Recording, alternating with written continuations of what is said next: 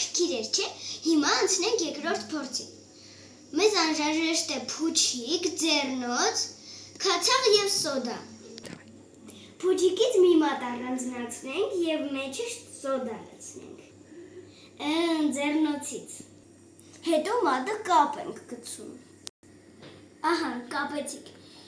Հիմա փուչիկի մեջ լցնում ենք քացաղ։ Սկզբից սոդան լցնում ենք փուչիկի մեջ, նոր քացաղը։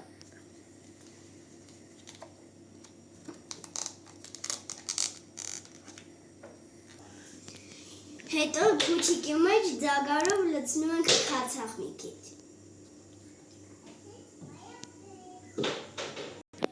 Քացաղը լցրեցինք ու փուչիկը կապեցինք։ Հիմա պետք է սեղմեմ այնպես, որ մեջի սոդայով փուչիկը պայթի։